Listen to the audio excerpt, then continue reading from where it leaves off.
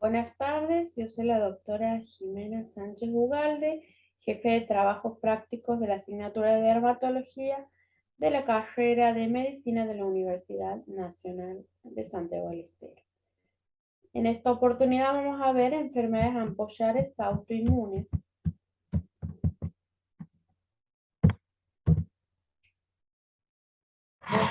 ¿Cuáles vamos a ver? El pénfigo, el pemfigoide, la dermatitis herpetiforme, las cuales se caracterizan por tener en común la lesión elemental que es la ampolla, una lesión sobrelevada con contenido líquido de tamaño mayor a 5 milímetros, son uniloculares y pueden ser epidérmicas o dermoepidérmicas. A diferencia de la vesícula, que es de menos de 5 milímetros de diámetro, son multitabicadas y son epidérmicas. Para recordar los estratos de la epidermis y entender la clínica de estas enfermedades, vamos a hacer un repaso de las capas. Tenemos de la profundidad a la superficie, la capa de células basales o el estrato germinativo, que está formado por una única capa de células cilíndricas, luego el estrato por encima del anterior, el estrato espinoso, el estrato granuloso, que se encuentra en el que se encuentran los gránulos de queratohialina, el estrato lúcido, que solo está presente en palmas y plantas, y el estrato córneo, que está formado por queratinocitos anucleados, o sea, son células muertas, que se descaman fisiológicamente en la superficie de la piel. A nivel ultraestructural vamos a ver dos estructuras que son importantes en la fisiopatogenia de estas enfermedades. Una de ellas es el desmosoma, que se encuentra a nivel de la unión entre los queratinocitos, que son estructuras de unión, actúan como un cemento intercelular, pero también permiten el pasaje de iones y de mensajeros químicos. Y también otra estructura son los hemidesmosomas, que estos se encuentran únicamente en los queratinocitos de la capa basal, que son estructuras de anclaje o de unión de los queratinocitos basales a la lámina y unen a la lámina lúcida de la unión dermoepidérmica. La ampolla se puede producir por dos mecanismos fisiopatogénicos. Una es la acantólisis, como en el caso del pénfigo, o por despegamiento dermoepidérmico, como lo vamos a observar en el pemfigoide y en la dermatitis herpetiforme. Los pénfigos son un grupo de enfermedades ampollares de piel y mucosa, prototipos de enfermedades autoinmunes órgano-específicas, es decir, afectan prácticamente únicamente la piel y son producidos por autoanticuerpos de tipo IgG contra moléculas de adhesión de los desmosomas. No se conoce el motivo por el cual se producen estos autoanticuerpos. El mecanismo por el cual producen la ampolla es la acantólisis y los antígenos sobre los cuales van a actuar estos autoanticuerpos son las glucoproteínas de transmembrana de la familia de las caderinas que están presentes en los desmosomas. A los pénfigos los vamos a clasificar según la profundidad de la ampolla en profundos o superficiales. Los profundos, el vulgar y el vegetante, los superficiales, el pénfigo foliáceo, el seborreico, el eritematoso de Snearucher, y los no relacionados con la profundidad de la ampolla serían el pénfigo inducido por fármacos, el pénfigo paraneoplásico y los pénfigos por IgA.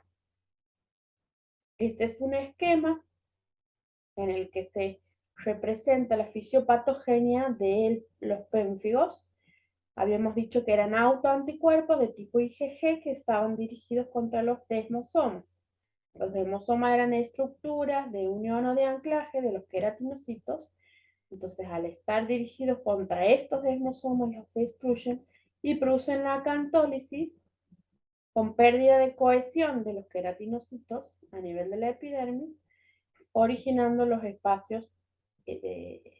esos espacios intercelulares.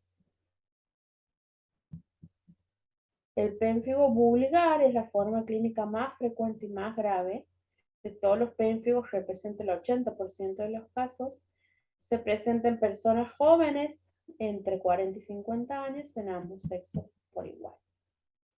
El pénfigo vulgar se caracteriza por presentar ampollas grandes y flácidas que asientan sobre piel sana, acompañada por mucho dolor y se rompen fácilmente dejando grandes áreas de erosiones. En realidad, la lesión elemental si bien es en la ampolla, pero como son ampollas grandes y flácidas, prácticamente en la clínica no llegan a visualizarse y lo que se van a ver directamente son las erosiones.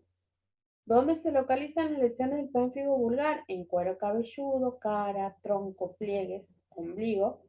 Y es muy característico la presencia de lesiones a nivel oral, que suelen ser dolorosas y se acompañan de halitosis y a veces suelen ser, muchas veces, la forma de presentación inicial del pénfigo vulgar, es decir, que comienza solamente con lesiones orales sin lesiones a nivel del cuerpo. El pénfigo también puede afectar a pelos y a uñas y cuando la afección cutánea es muy extensa, produce un cuadro de insuficiencia cutánea aguda con elevada mortalidad.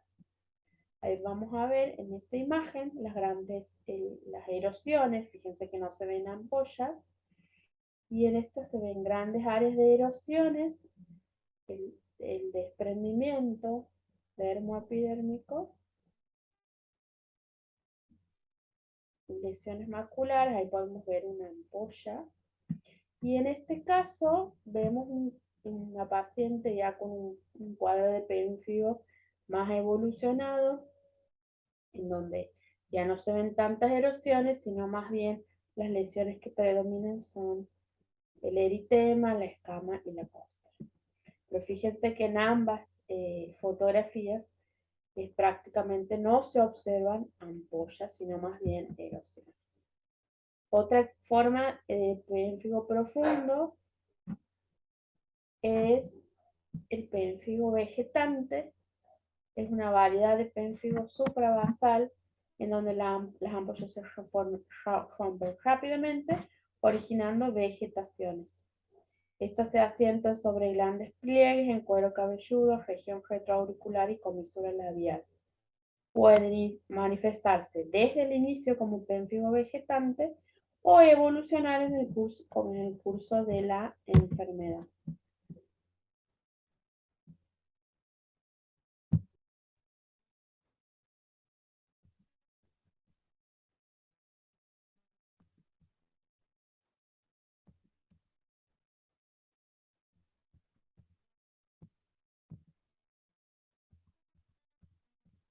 Ahí vemos las imágenes correspondientes a vegetaciones. Obsérvense la localización en axila y en ingle. Otra forma de pénfigo, en este caso es una forma benigna y superficial, es el pénfigo foliáceo. Puede presentarse como una forma localizada y generalizada. Las lesiones son eritemato-costrosas. Las formas localizadas tienen predilección por áreas seborreicas como cuero cabelludo, parte superior del tronco.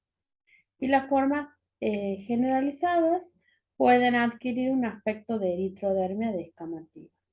En este pénfigo no hay lesiones orales. Fíjense las lesiones que se presentan como, en este caso, como placas, eritema, costras, hay algunas erosiones, ahí se observa costras hemáticas, y en estas vamos a ver placas eritemato-escamosas, la presencia de escamas, costras, algunas costras hemáticas en este caso.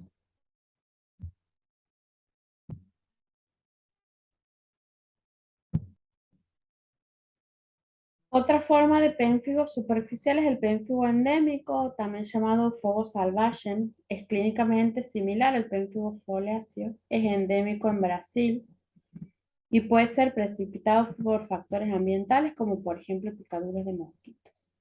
Es más común en niños y adultos jóvenes, a diferencia de las otras formas clínicas, con trastornos del crecimiento psíquicos o endocrinológicos. En estos casos suele haber prurito ardor, sobre todo al exponerse al sol.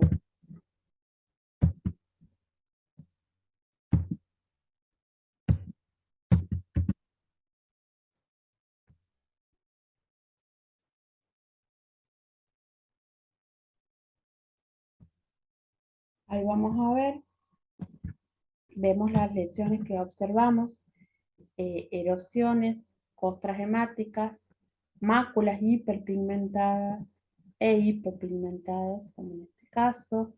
Vamos a ver lesiones costrosas, máculas, erosiones. Fíjense que afecta cara, el tronco, brazos.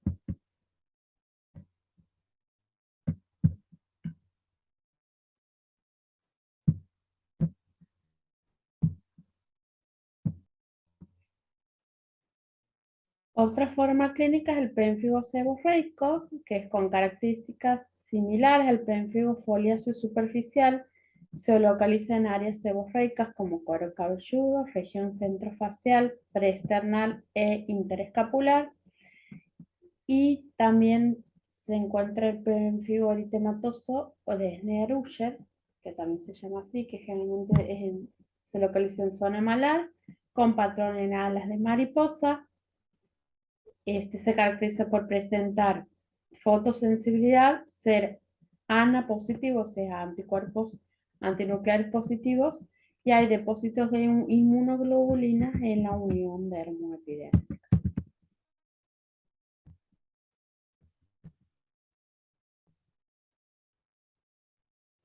Observamos las imágenes.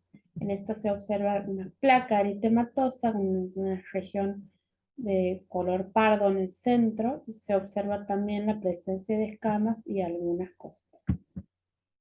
El diagnóstico del pénfigo se basa en la clínica, como hemos dicho, la lesión elemental característica que vamos a observar son erosiones iniciadas por ampollas flácidas que se rompen con facilidad. Con el citodiagnóstico de Zank, la histopatología y la inmunofluorescencia.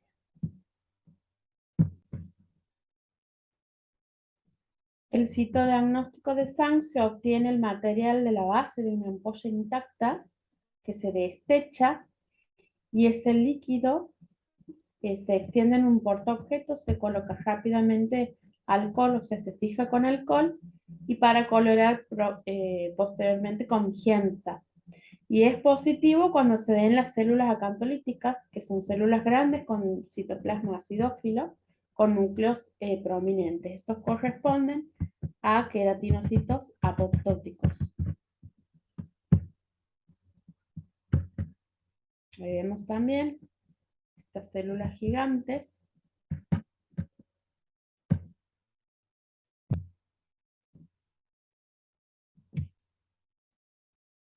A nivel histológico se observa el producto de la acantólisis, que es por pérdida de la unión, o sea, de los puentes celulares, en donde vamos a ver en los pénfigos profundos, en el pénfigo vulgar básicamente, la ampolla, o sea, que es el espacio intercelular que está formado el piso por la capa basal y el techo por el resto de la epidermis.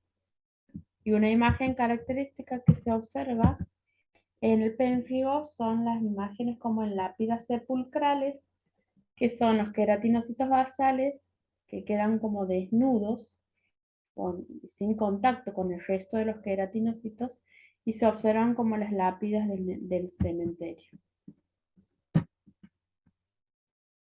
A,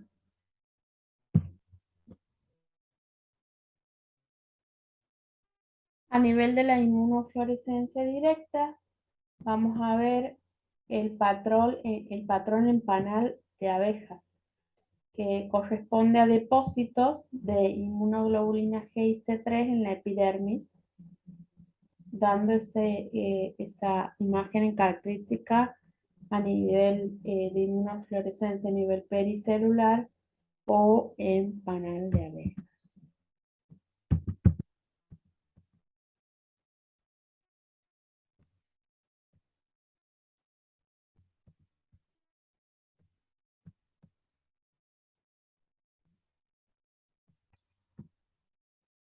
Este esquema es para diferenciar las formas superficiales de la profunda, como en el caso del pénfigo vulgar. El piso de la ampolla está formado por la capa de células basales y la dermis, y el techo de la ampolla por el resto de las capas de la epidermis. En cambio, en las formas superficiales, la ampolla suele ser subcórnea. Por eso clínicamente no se observa ampolla, sino más bien eritema y escamas según la forma clínica, en la que la ampolla es subcórnea, o sea que es la capa córnea, es el techo de la ampolla, y el piso de la ampolla es el resto de la, de todas las otras capas de la epidermis.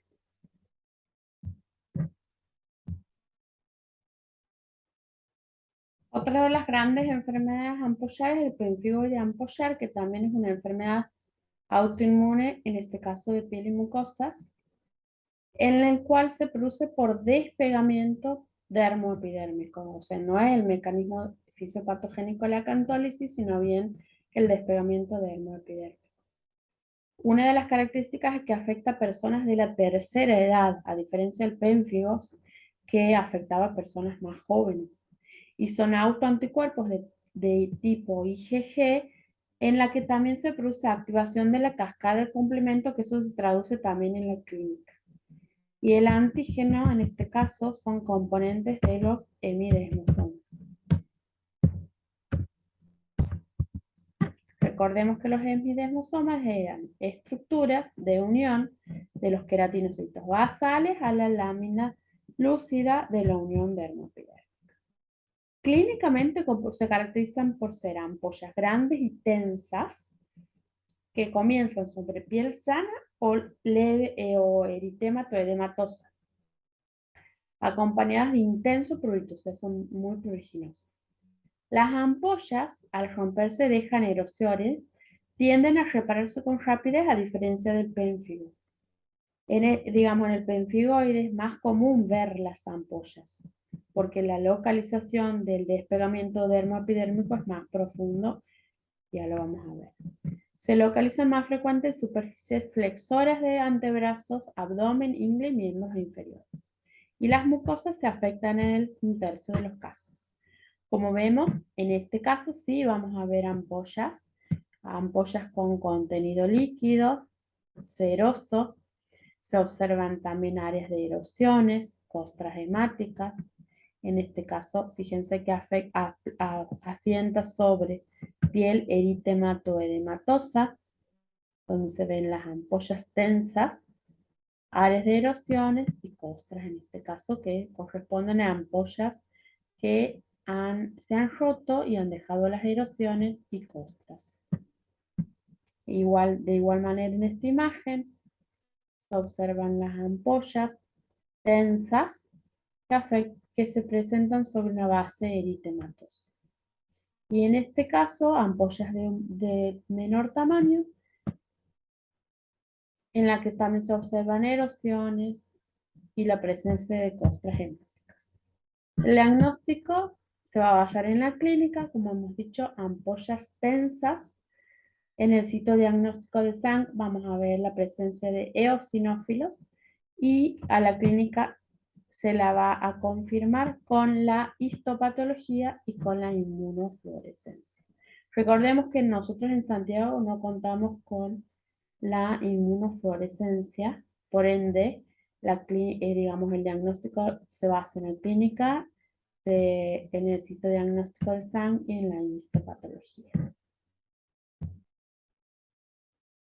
Con respecto a la histopatología del pénfigo de ampollar, vamos a ver que el despegamiento dermoepidérmico se produce a nivel de la unión dermoepidérmica.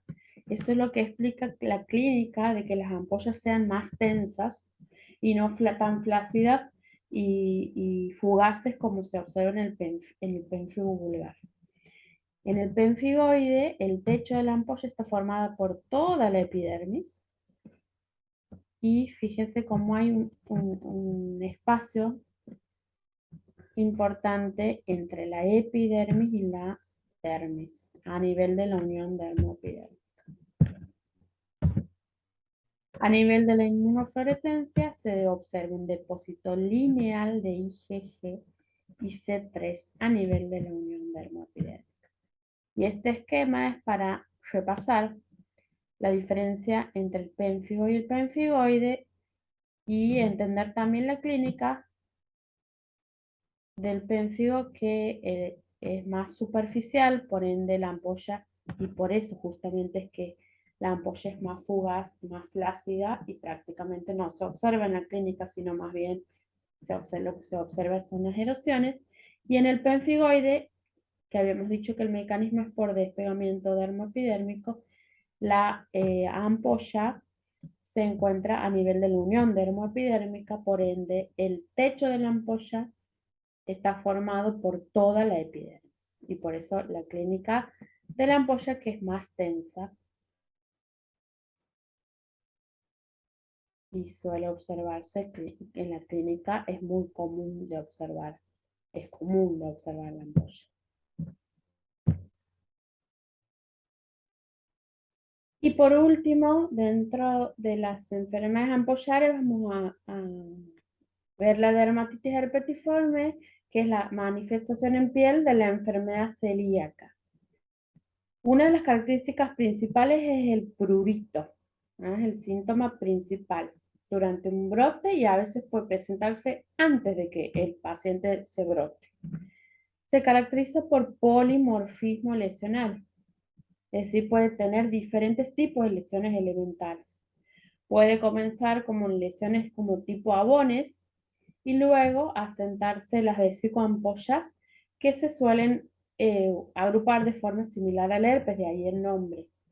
Se pueden observar también pápulas escoriadas, la localización es en codos, rodillas, zonas de extensión de miembros y nalgas y aparecen por brotes. No compromete mucosa. Es muy característica por la localización que suele aparecer, presentarse generalmente en la región de sacra, a nivel de los codos o atrás de las rodillas, en los muslos o en la nuca, de que al paciente se dice que el paciente que tiene dermatitis herpetiforme, que se hace el diagnóstico por detrás, ¿no? Observándolo de la parte posterior del cuerpo del paciente, por las localizaciones de las lesiones.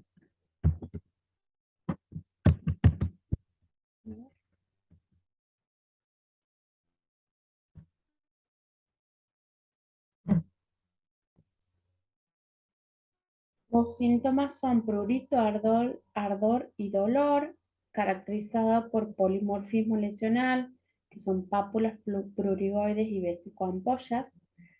La otra característica es la localización que habíamos mencionado de las lesiones. Hay conservación del estado general. Suele evolucionar de forma recidivante, o sea, episodios de activación, otros de remisión, relacionada con la ingesta de gluten. Hay compromiso gastrointestinal y suele caracterizarse por presencia de intolerancia a los halógenos, a los metales pesados, como el cromo, el bromo, el yodo. Por ende, es un factor a tener en cuenta en pacientes en los que se van a realizar estudios radiológicos o estudios de contraste en los que se puede llegar a utilizar el yodo.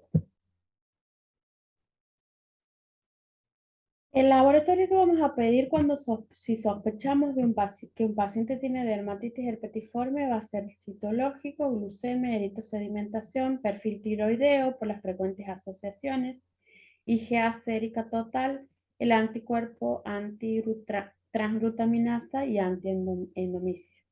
El antigliadina ha quedado en desuso por ser inespecífico. Como vemos, hay polimorfismo lesional, en este caso vemos las vesículas agrupadas, se observa también áreas de costras, erosiones, pápulas. en este caso también vesículas, algunas costras, está asiento sobre una pápula o sobre una placa eritematosa.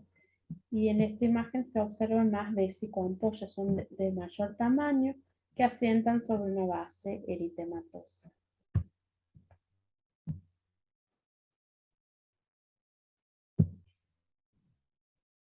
A nivel de la histopatología vamos a ver el despegamiento dermoepidérmico, fíjense que es más profundo, y la presencia de microabscesos de musgo que corresponden a acúmulo de neutrófilos. Ahí se observa a mayor detalle la presencia de neutrófilos en el infiltrado a nivel del espacio que origina el despegamiento dermoepidérmico. A nivel de la inmunofluorescencia directa vamos a ver depósitos granulares de IgA en las papilas dérmicas de la piel perilesional. Esa es una de las características. Y bueno, para repasar, las ampollas a nivel del pénfigo son ampollas grandes y flácidas que se rompen con rapidez. El signo de Nikolsky es positivo. Ya vamos a ver qué es el signo de Nikolsky. En el pénfigoide las ampollas son grandes y tensas. El signo de Nikolsky es negativo. Y a nivel de la dermatitis herpetiforme, las ampollas son pequeñas, asientan sobre una base eritematosa y el signo de Nikolsky es negativo. A nivel de la histopatología, en el pénfigo la ampolla es intraepidérmica, por ser suprabasal o subcórnea. A nivel del pénfigoide, la ampolla es dermoepidérmica, es más profunda, y hay infiltrado de eosinófilos. Y por último, en la dermatitis herpetiforme, la ampolla es dermoepidérmica con la presencia de microabscesos de neutrófilos en las papilas. Los dos signos clínicos que vamos a realizar en estas enfermedades ampollares, que es el signo de Nikolsky, que es positivo en el pénfigo, en el síndrome de estafilocóxico de la piel escaldada y en la NET, que es la necrólisis epidérmica tóxica. El signo de Nikolsky se hace realizando una presión tangencial sobre una prominencia ósea, pero no tiene que haber ninguna lesión en la piel. O sea, vamos a realizar este signo sobre piel aparentemente sana. Y lo que se va a producir es el despegamiento dermoepidérmico, el desprendimiento en realidad. Y es un marcador de acantólisis. O sea, se realiza sobre piel que no tenga ampolla. A diferencia del signo de Aspau-Hansen, en el que sí se realiza sobre una ampolla y se realiza una presión vertical o tangencial, y lo que se va a producir es que la ampolla se desplace sobre el plano de clivaje de la piel. A nivel de la inmunofluorescencia directa, vamos a ver depósitos pericelulares o intraepidérmicos en el pénfigo o en el patrón en panal de abejas, lineales a nivel de la membrana basal y depósitos granulares, que en este caso es de IgA, a nivel de la dermis papilar. Los diagnósticos diferenciales van a ser el impétigo ampollar, eritema multiforme, necrólisis epidérmica tóxica para casos muy extensos con el pénfigoide, fitofotodermatosis, prurigo ampollar y la urticaria. El impétigo ampollar, fíjense que estas son áreas más bien erosivas. Con el prurigo ampollar se observan ampollas sobre una base eritematosa, ampollas con contenido líquido. La fitofotodermatosis, que es producida por una planta en contacto con el sol, es una dermatitis de contacto aguda. Esta es la característica y la forma diferencial, que suele ser unilateral. o en una zona localizada del tegumento. No suelen ser generalizadas como las lesiones del pénfigo, penfigoide o de la dermatitis herpetiforme. Y la necrólisis epidémica tóxica, que es un cuadro grave de insuficiencia cutánea aguda, en el cual hay grandes áreas de superficie de piel con erosiones.